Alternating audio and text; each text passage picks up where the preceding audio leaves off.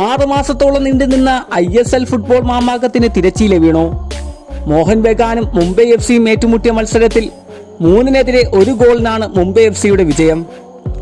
രണ്ടാം തവണയാണ് Mumbai FC ISL ചാമ്പ്യന്മാരാകുന്നത്.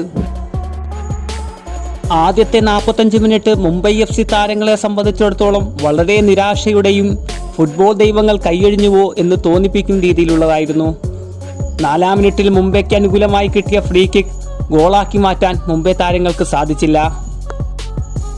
14-ാം മിനിറ്റിൽ മുംബൈ FC താരം ഉയർത്തി നൽകിയ പാസ് ഗോളാക്കി മാറ്റാൻ പെരേര ഡയസ് ശ്രമിച്ചുവെങ്കിലും പരാജയപ്പെട്ടു.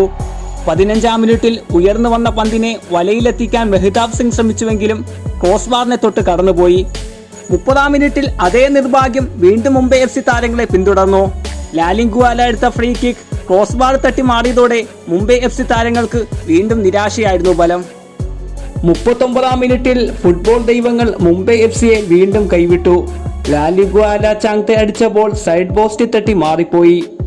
മുംബൈ FC താരങ്ങൾ ഒന്നിച്ച് ഫുട്ബോൾ ദൈവങ്ങളെ വിളിച്ച നിമിഷമായിരുന്നു അത്.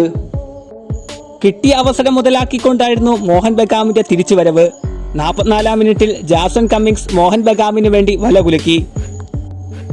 എന്നാൽ രണ്ടാം പകുതിയുടെ 53-ാം മിനിറ്റിൽ പെരേര ഡയസ് മുംബൈ FCയെ ഒപ്പത്തിനൊപ്പം എത്തിച്ചു.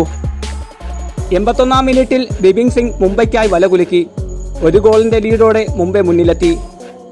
90 മിനിറ്റ് കഴിഞ്ഞ് 9 മിനിറ്റിന്റെ അധിക സമയം ലഭിച്ച മത്സരത്തിൽ 97-ാം മിനിറ്റിൽ ജാക്സൺ വീണ്ടും മുംബൈക്കായി വല കുലുക്കി.